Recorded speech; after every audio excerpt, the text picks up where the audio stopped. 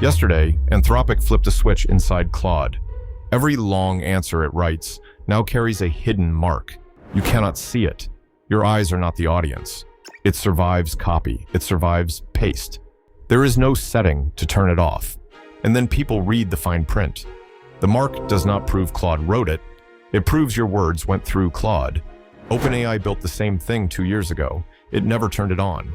Start with what actually happened, because the headlines flattened it into one scary word.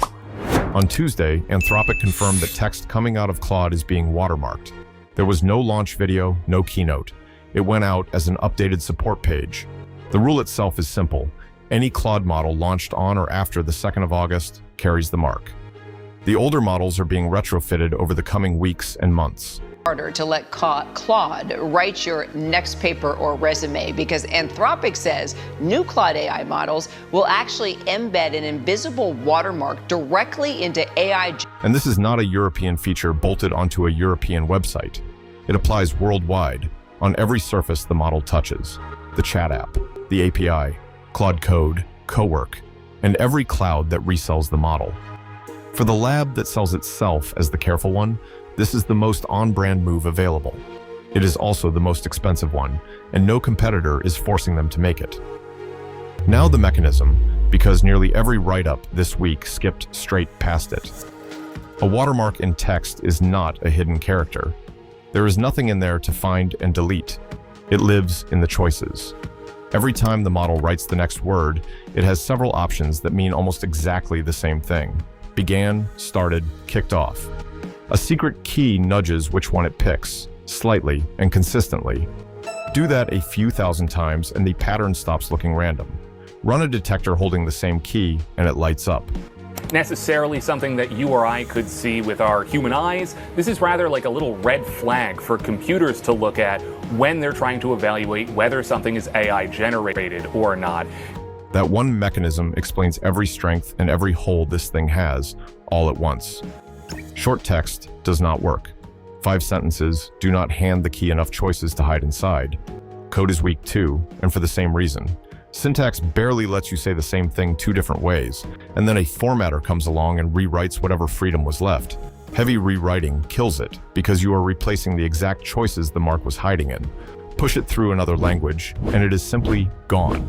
Anthropic has come out and said that if you do enough modification to the output, even with that watermark might eventually go away. So there's some loopholes here, it seems like, that need to be closed, but again, Which means a determined cheat walks around this in about 10 seconds. So the obvious question is who it is actually for. And that brings us to the sentence that turned the internet on Anthropic this week. It is not a critic's sentence. It is Anthropic's own. The mark is not a signature. It is a record that some text passed through the machine. Read that again, but with your own workflow in your head. You write a paragraph, yours, every word of it. Then you paste it in and ask Claude to fix the commas. What comes back out is watermarked. A radio host put it more bluntly than any analyst managed to. He is not describing cheating, he is describing spell check. And the reverse is just as broken, which Anthropic also says out loud. A clean scan proves nothing at all. So line the 2 halves up next to each other. It can accuse. It cannot clear you. That asymmetry is the entire controversy, and it is not a bug someone can patch. It is what a statistical mark is. None of this actually started in San Francisco. It started in Brussels. Article 50 of the EU AI Act became enforceable on the 2nd of August. It says a generative system has to mark its output in a way machines can read, text included. Close to 200 companies signed the transparency code that came with it. Anthropic, Meta, Microsoft, and OpenAI. Signing a code of practice is cheap. Shipping the thing it asks for is not. Anthropic could have switched this on for European users only. That was the compliant, boring option, and it was right there. They went global instead. One rule, every market, whether the law reaches you or not. And now the part that turns a policy update into an actual story. OpenAI has had this technology for years. In 2024, the Wall Street Journal reported the tool was finished and roughly 99.9% effective on ChatGPT text. It sat in a drawer. The reason was not technical. It was in an internal survey. About 30% of ChatGPT users said they would stop using it if OpenAI watermarked their text, while a rival did not. Almost a third of the customer base saying they would walk. That single number is the whole industry problem. Honesty is only free when everybody has to pay for it. So here is where the three big labs actually stand. Google has marked images since 2023 and pushed it into text, audio, and video. Anthropic just joined. OpenAI is still holding. Now I might not want to use Claude, but what's stopping me from jumping over to OpenAI's tools or Google's tools, which are just as open and available and don't have this sort of watermark baked into them in the way that Anthropic is? That is not a hypothetical. That is the 30% said out loud on television. Every lab is standing on the same seesaw. Trust on one side, users on the other. And until the rule binds all of them, it only tips one way. There is one more question, and it is the one nobody has answered.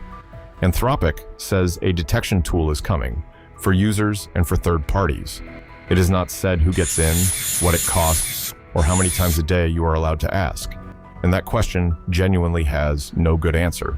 Make the detector public, and anyone can sit there rewriting a paragraph until the mark disappears. Lock it away, and nobody outside the company can check whether it even works. Meanwhile, the detector schools are already using R, to be blunt, guessing. They themselves rely on generative artificial intelligence, which is imperfect. So they're wrong oftentimes, either giving you back a false positive, saying that something that is human written is actually AI generated, or vice versa, something that's AI. A student wrongly flagged today has no way to prove anything. Nothing announced this week changes that.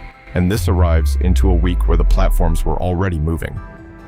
Substack shipped a scanner that shows a reader how much of a post reads as AI.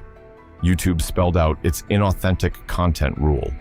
Templated mass output loses monetization, AI-assisted work stays. Every one of those rules depends on telling two people apart. The person who generated 1,000 fake articles before breakfast, and the writer who asked for help with one paragraph. A watermark marks both of them exactly the same. That is the sharpest criticism anyone made this week, and so far nobody has answered it. So, practically, for anyone who actually writes with this thing, assume the long output is marked. Copying keeps the mark. Rewriting it properly in your own voice removes it.